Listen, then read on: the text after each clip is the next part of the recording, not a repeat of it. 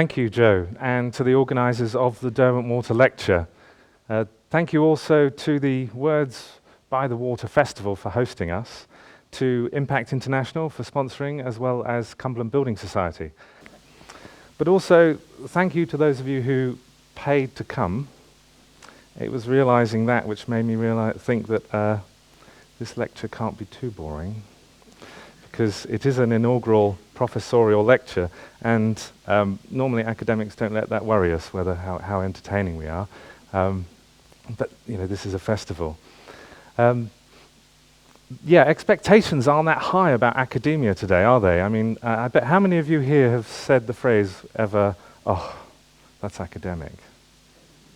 Don't worry, academics even say that. What do we mean when we say that? "Oh, that's academic." Theoretical. Boring, theoretical. Ungrounded. What's that? Ivory towers, yeah. So it's this widely shared idea that there's some kind of disconnect between academia and real life or wider society, which is why I'm very pleased to be giving this inaugural lecture at a literary festival, because I think the challenges we face with sustainability are so huge that we really need academia to be critically engaged in society in new ways, and that's partly what I'm going to be talking about today. But first, I should say that I'm here because of my parents, obviously. But what I mean is that when I was, I think it was when I was 9, we moved to the States because Dad was in the Navy, and it was obvious right from the start that there was a bit of a culture clash. I remember as a 9-year-old boy, I went into a newsagent and up to the counter and asked for a rubber. And it means something else. And I don't think it was helped when I tried to explain that the one on the tip of my pencil had run out. But it soon became apparent it wasn't just words that were different, it was also spellings. So at school, words like colour are spelt here, O-U-R, over there, they're O-R. And so I messed up in spelling tests. And so my mum went to see the teacher and said, there is a bit of a difference here, and could you make allowances, because in a year or so we're going to go back to England. Problem was, didn't have the right effect. There was a test, I remember, I think, when all of the words were a different spelling, and I got 0 on 10, and I came home crying. So my parents faced a crisis, what to do about this. And Mum bought a book on homeschooling and called up the author. No one has ever called up me. I've written lots of things. But anyway, my mum called up the author, and he said, yeah, go for it. And so parents took me out of school and taught me at home for a year. Now, at the time, I was a mediocre student, but a year later, when I went back to England, I was top of everything. But what was really useful for me, looking back, was that this helped me realize that knowledge is different in different places, because it wasn't just spellings and words, it was actually curricula were completely different. So at a very young age of 10, I had this insight that actually knowledge is culturally specific, it's socially constructed, and it's up to us to work it out for ourselves, not just take things as rote. And so I think that's really been quite important to me over the years. And I mean, many of you probably think of this anyway. Many people share this idea that you can't fully understand or appreciate something from within. You have to have some perspective from outside. The popular idea that we often hear people saying, a fish probably can't appreciate water properly until they've had a moment in the air, or we can't fully appreciate a diverse and vibrant city until we've first gone to Preston. Looking back, I realized this American experience encouraged me to explore different organizational sectors, different issues, different places, and different academic disciplines, as Joe mentioned. And over those 20 years, I think I've found that each of the cultures have their own unquestioned truths, or what I call common sense delusions, that I think hold back our capacity for change at a time now when we need massive change for sustainability. So what I want to do with you today is actually go through some of these most important delusions. So I've been made a professor of sustainability leadership, which is, Google tells me, is the first in the world. And I've been encouraged to try and keep things straightforward and simple today. So I thought, how will I sort of explain that? How do I summarize it? I was very fortunate to come across this nice summary. More trees, less arseholes. Now, it's clearly a bit more complicated than that. I mean, we do have really big global challenges, but it captures an aspect of it. But I think when we hear about all these big problems, it can be sort of feel somewhat far away from us. So I'd like to bring it into the here and now. So it's about 4:20. If you imagine what you were doing this time yesterday. Having more fun than now, maybe, but if you have a think about that. So this is what we've done together in the last day, in the last 24 hours. 80,000 acres of tropical forest chopped down, 150 species gone extinct in the last day, just like every single day, 1 million tons of toxic waste released into our air and water, just in the last 24 hours, like every 24 hours. In the last day, 98,000 people have died of starvation, tens of thousands of them children.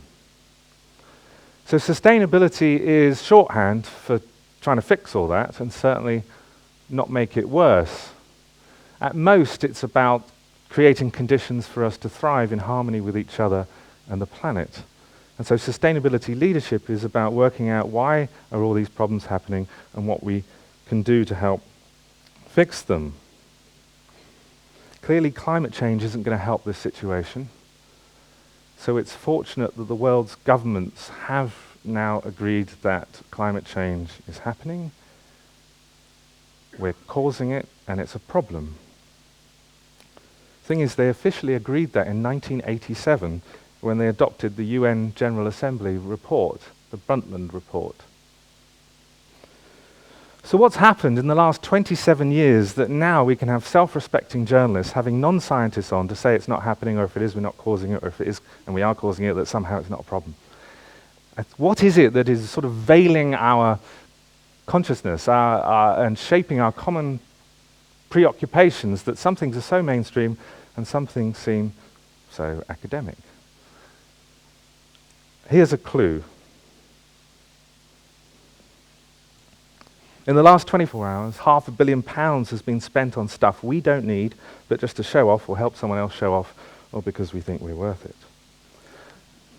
Luxury brands are usually the highest priced in any product or service category, and they give the consumer an elite experience and a sense of prestige.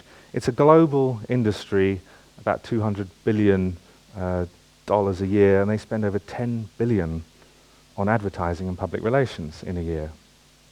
So we're at a festival of storytelling, aren't we? But the main storytellers in our world today are corporations. I began working on luxury in 2006 with the environmental group WWF, with the aim of trying to influence that massive brand power in advertising and PR to enlist it for the sustainability effort. And we didn't get very far at that time in 2006 and 2007, so we published a report where we ranked them and said that they were very naughty. And this sort of set off a lot of media coverage. But what I discovered, which I didn't realize that I would discover, is the true power of this corporate storytelling and how it shapes what we assume. I think the best example of this is the diamond. Who here, please raise your hand if you are or have ever been married. Right. Please keep your hand. No. Keep them raised. Please keep them raised. Now, if you got engaged with either giving or receiving a diamond engagement ring, keep your hands raised. So we have maybe more than half. Okay. So what's this is? You can put them down now. Thanks. Cheers. What's fascinating for me is that I didn't realize that prior to the 1930s, people didn't really use diamonds to get engaged. This was something that the company De Beers decided to promote. And they were so successful at it that they then decided to repeat this in Japan. Traditionally in Japan, there was no tradition of giving rings, only presents at engagement. And so there was one study found out in 1968, only 5% of women in Japan had a ring with a diamond when they got engaged. Within 10 years of De Beers marketing, well over half of everyone getting married in Japan was getting married with a diamond engagement ring. The same thing is happening now in China. So I was in Dalian last year. Prior to 2000, research shows that no one was getting married with a diamond engagement ring, and now it's well over 15%. Now, I'm not making a big deal of diamonds per se. There are lots of issues, social and environmental, both positive and negative aspects of that mining and that trade. But the dominance of this diamond story, which is a corporate story, is so powerful that it sort of seeps into our culture. And then, of course, you get engaged with the diamond. It sort of represents things in our minds about love and commitment in a way which is quite disconnected from the reality of its production and trade. Psychologists have got quite good now at showing us quite how impressionable we are. There's one experiment which I think really captures it well. It's an experiment where volunteers, I would probably volunteer for this one, you go and you get free wine, and you get put in a brain scanner, and you read on the screen what kind of wine it is, whether it's really cheap, not very good wine, or whether it's really expensive vintage wine. The thing is, you all get the same wine through the tube. It's the same wine. But the people who read on the screen that it's bad wine, they come out and say, yeah, it was all right, no, it wasn't very pleasurable. The people who read that it's fantastic vintage wine, they come out and say, it was great wine, and the brain scanner shows the pleasure centers in their brain light up. So perhaps we're not as truly independent as we might wish to believe, and the power of the stories we tell each other is really important and should be used in a responsible way. After the luxury report came out, I met this lady on the left here. I met a lot of activist entrepreneurs in the luxury sector who were telling very different stories of luxury. She was worried about waste fire hose. So if a fire hose that's used in a fire, often it has to get thrown away because it gets nicked or burnt, or cut, or burnt, so it can't be used again. And she thought, this is silly. Waste is a valuable resource that's just lost its place, and with our imagination we can find a new use for it. And so she therefore thought with great cleaning and cutting, manufacturing and branding, she could make great high-end accessories out of this. She read the report, Deeper Luxury, and decided to really go for it. Now it's a thriving business, winning awards as one of Britain's best new luxury companies. Its products appear on the front cover of Vogue, worn by Cameron Diaz. This is a powerful story because it's a true story which solves an environmental issue in terms of waste going to landfill, and it generates revenues. 50% of profits go to firefighters' charities. So much of the storytelling today is fiction. All the advertising we see from corporations is fiction. But this shows the alchemy of a powerful, true story, turning something that was going to be in a dump to something that now carries a security tag in Harrods. So when I'm talking about luxury, I don't mean to just complain about corporate storytelling, but to encourage us to think about, if we become aware of what's going on around us, we can actually begin to co-author much more useful, powerful stories ourselves, and even reconnect our products and our lives to the reality of what's going on. Now, not all of us spend money on luxury, but we do spend money in general. So I'd like to talk about this other delusion that I've been working on the last 4 years. The shock I felt at the financial crisis meant I couldn't continue to ignore what was really happening with the monetary system. And so I left my work at the UN and with companies living in Geneva, and I went to work with Matthew Slater, the currency innovator in India, where we could sort of save money and work on fantastic new ideas. He asked me the simple question, where does money come from? Very, very, very simple question, and I didn't really know. I assumed it came from governments. But no, it turns out that only about 3% of money is the notes and coins produced in government mints. The rest of it is accounting entries. It's basically banks issue it. Then when they type a deposit into your account, when they issue a loan. And often people just, when they hear that, they think, well, that's very strange. I don't believe that. So I like now just to point to quotes that come from places like the Bank of England. As banks create the principle of the loan, but not the interest to be paid on the loan, there's more debt in the world than money. Have a think about that, more debt than money. As there's more debt in the world than money, although individually we might pay off our debts, collectively we're in debt forever, which means, of course, collectively we're forever paying compound interest. A problem with this interest charging system of money creation is that increasing inequality is a mathematical certainty. No wonder then Oxfam have found that 85 people in the world control as much wealth as the bottom half of humanity. Another problem is that over time we need an increasing amount of lending to service existing debts, which means the economy must grow forever exponentially, and so all of the natural wealth must be turned into money. Recently, some Nobel laureates and some economists have noted the inappropriateness of GDP growth as the main goal for society. But with this money system, where our money is issued as debt with interest, we have no choice but to grow the economy, because otherwise there will be no new loans, and therefore as money gets paid off, as debts get paid off, that's our money supply that shrinks. And so there will be foreclosures, bankruptcies, recession, unemployment, and history shows then sometimes extremism and, in the past, war. Currency should be like the blood supply of our economy. The issuance of our money as interest-bearing debt means that everything serves money and the money issuers. Such a system is like leukemia in our blood supply. I outline this critique in a book called Healing Capitalism, which is published today, and the introduction you can download for free if you just Google it. It's downloadable from the publisher, Greenleaf Publishing. In it, we explain, we hope clearly, that we can't reverse the social and environmental crisis we face unless we change this cancer that is our current monetary system. Now, how to change the monetary system is the natural next question. Monetary reform is an important issue, and campaigns like Positive Money are important, but I don't see us seeing national level monetary reform anytime soon. Instead, in the last 10 years or more, just like you have, I've recognized and seen the massive changes that have come about because of the telecommunications and internet revolution. So Facebook, 10 years old, Twitter's even younger. This is a truly global communications revolution. One stat I read recently was that in India there are more people now online on smartphones than desktops. So we have to realize this is a global situation.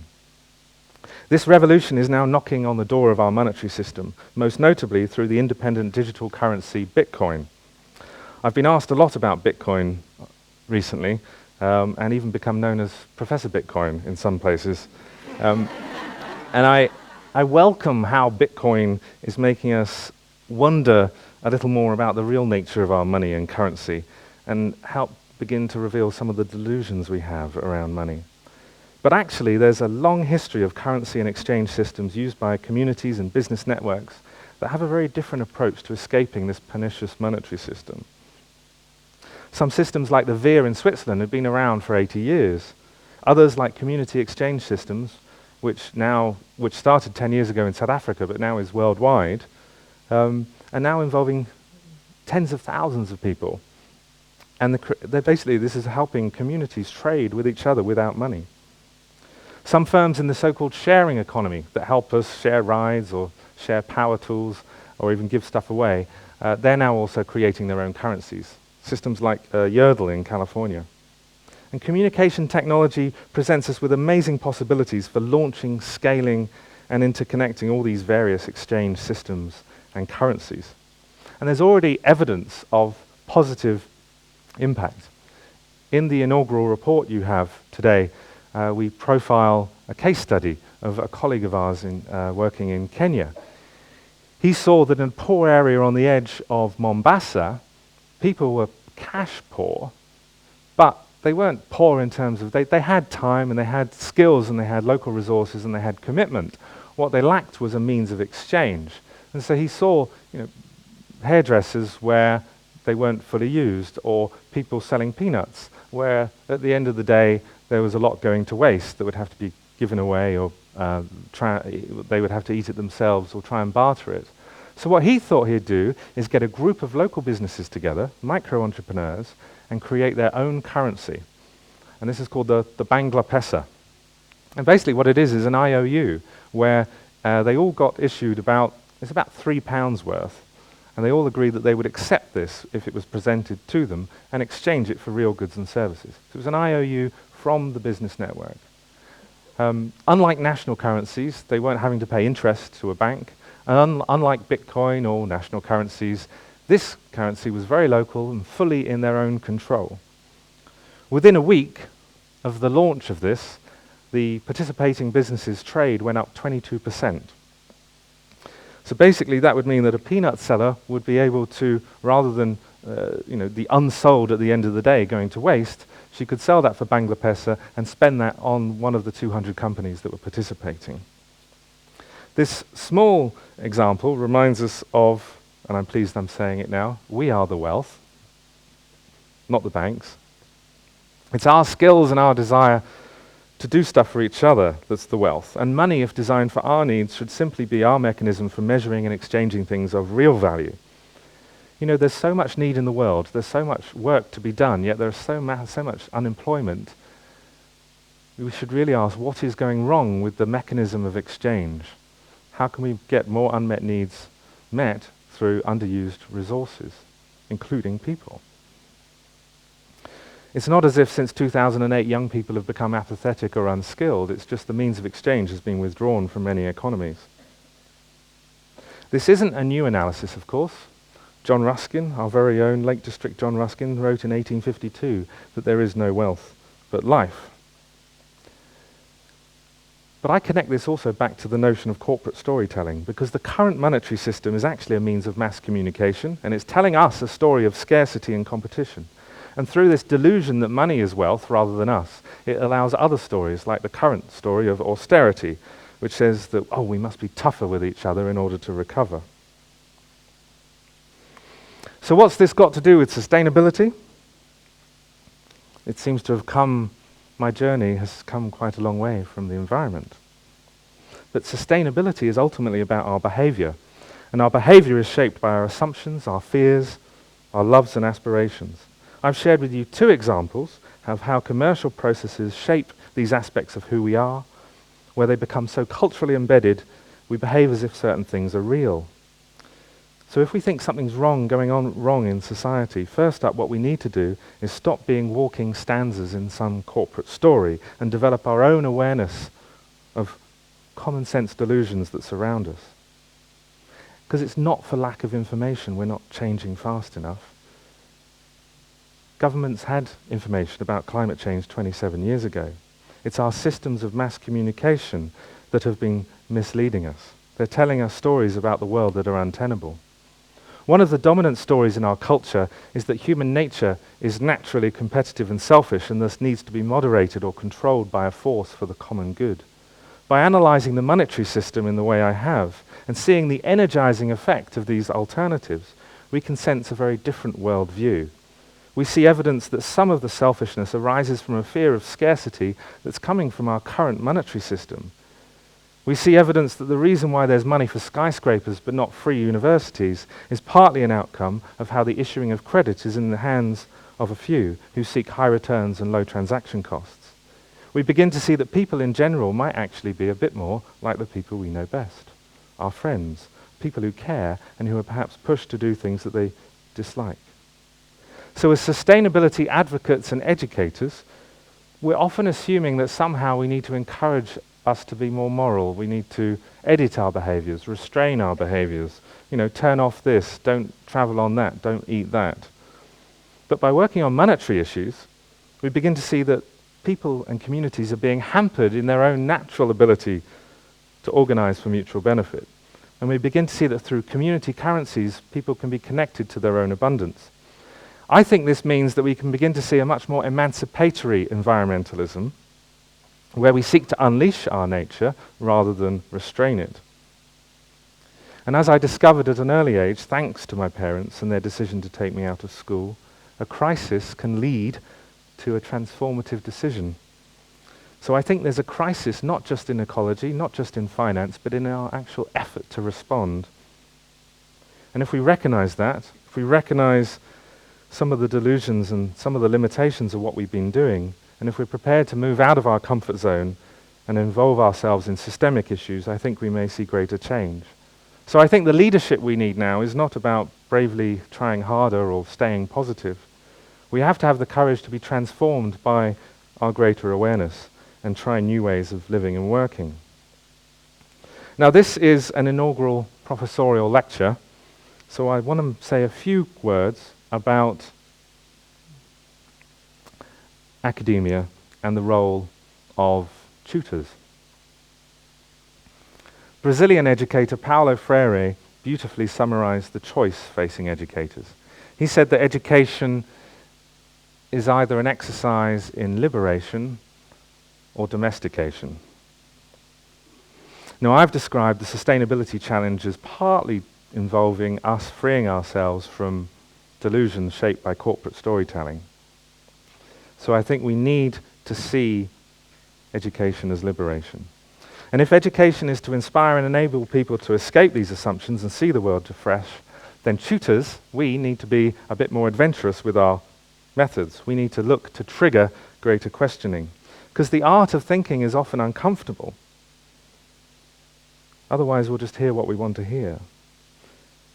So I think as tutors, we don't need to just focus on nice evaluations, be a bit more risky with our methods. So I think actually it's important for tutors to be motivated by a higher calling than a successful academic career, and to have experienced a range of the world's trials and tribulations and actually bring that to their work with students. Unfortunately, the current academic paradigm isn't helping this. With in my field, if you want to publish which is management studies now, if you want to publish in the top journals, you generally have to use the mathematical to describe the obvious about the inconsequential for about 3 people. It's not helping us to become well-rounded tutors. And I think we've forgotten, as academics, that academic disciplines are actually inventions, they are illusions, they can be useful to organize knowledge, but if we get so limited by them, that's very, very problematic. I think disciplines have to be the foundations, not the ivory cages of our inquiry. And then academia could become more relevant to society and help society to deal with these big problems I've mentioned. Change happens when intellectuals break out of the ivory cages and traverse a wilder landscape of ideas. A local example is John Ruskin. At the time, he was known back in the 1800s as a famous art critic. So when he started to look at this emerging field of political economy, he brought fresh eyes and a critical view. And so when he wrote that book, Unto This Last, he was able to spot their delusions. And the groundbreaking and paradigm-busting aspect of his work continued when in 1904, a young Indian lawyer in South Africa read the book on a train and decided it was helpful in actually mobilizing his spiritual perspective in an economic way. His name was Mohandas Gandhi, and he translated it into his first book, the Sarvodaya. So the effect of that text on the reader was because of the reader's spiritual development. And that makes me wonder, how do we educate not just the mind, but the heart and the soul? I think the challenge and opportunity for universities today is to take learning not only beyond disciplines, but even beyond concepts. I'd always assumed, or just pretended to myself, perhaps because I wanted to get on in academia, that knowledge is something that can be written about, read, spoken, and so on. But really, looking back, what's been important over the last 20 years for how I see the world, it's included walks in nature, runs on the beach, trances on the dance floor, intoxicated evening with friends, challenging documentaries, personal suffering and healing. All of these have been as important to my sense of the world as anything academic. And I think the educator Charlotte Mason, who founded our campus in Ambleside, knew this, and why she emphasized developing the student's character and inspiring curiosity to learn and to explore the natural world.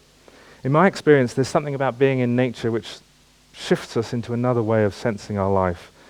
It can still the chattering of our minds, and inspire a sense of joy and wonder at being alive. Let nature be your teacher, as William Wordsworth summarized it. I think time in nature can inspire mindfulness, where we aren't just totally consumed by our thoughts and our emotions. We begin to observe them. And I think that's going to be very important for letting go of a lot of patterns and ways of living, and to prepare us for a lot of the disruption and some suffering that is inevitable because of climate change. Spending time in wild nature in the context of seeking learning and connecting this to our everyday lives might also trigger reflection on the sense of disconnection between ourselves and our environment that some of the wisdom traditions suggest is our ultimate limiting delusion. Just as the breath you took a second ago wasn't you and now is you, the idea that we're separate is clearly only really part of the story. It's a bit of an illusion. And I think as this worldview of separative, mechanistic thinking sort of shifts into a more organic and interconnected one, where we see everything as sacred, then we may be more able to move to a more sustainable way of living. I recommend, if you're interested in this, you look at a book called Sacred Economics by Charles Eisenstein. I know people at literary festivals are meant to plug their own, but this is much better to read than my stuff. And it's for sale outside. Now, I realize that not all of us are involved in higher education.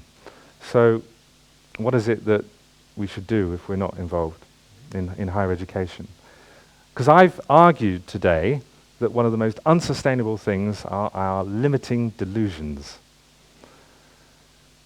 So I think we need to do what my mum did, in the sense of become each other's teacher outside of any formal system. And I'm not saying take people out of school. I mean all of us ourselves be constantly each other's teacher to escape these delusions. And it starts with some very, very simple things. Change channel. Mix up your media diet. Watch a bit of Abby Martin on RT or Counting the Cost on Al Jazeera. And then switch off the telly. We need to disconnect a bit to reconnect and have different types of conversations. So much of TV is just telling us it's scary outside, stay put on your couch. I think we need to, I mean for me, again, part of my development over the years has been watching high impact social documentaries and discussing them with friends. The internet means that we have incredible opportunities now. There's websites like filmsforaction.org where you have 500 video on demand documentaries. So I recommend you get together with others and watch such documentaries and discuss them. It can be fun. But another thing is for personal, I'm talking about collective personal transformation. And it's not just about talking, it's also about how we live. And I think there are three things that I find highly positive. One is the evolution of the sharing economy and community currencies, helping neighbours reconnect with each other and rebuilding that community spirit. Because okay, you may reconnect with a neighbour because they've got a power tool you want to borrow, but that's going to help you learn more about your community, and then this will stimulate the giving economy, as it's sometimes called, or community spirit. The second thing, I think, is explicitly sustainability-oriented local initiatives like Transition Towns, where they actually bring people together to try and shift the way we live. And the third thing, which has been happening worldwide since the financial crisis and going fairly underreported, is the upsurge in cooperatives, building societies and mutual associations.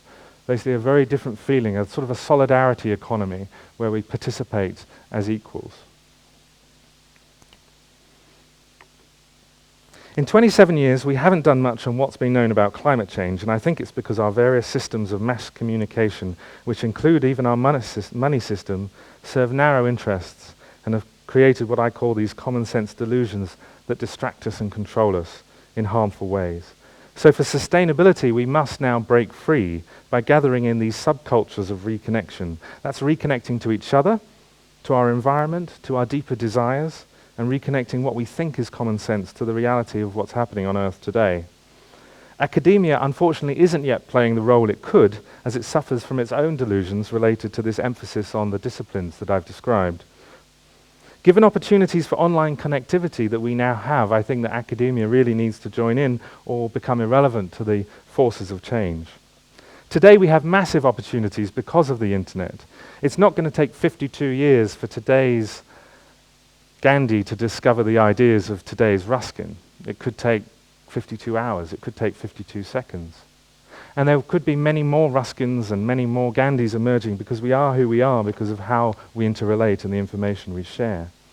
My exploration of sustainability has led me to the view that our challenge is not one of more restraint of who we are, but liberation of who we are, including freedom from common delusions. Often when we speak of freedom, we talk of independence from, rather than a chosen interdependence with. Yet freedom can't come from rejection, but from consciously choosing new connections, to seek freedom with rather than freedom from, a freedom to evolve together rather than against another.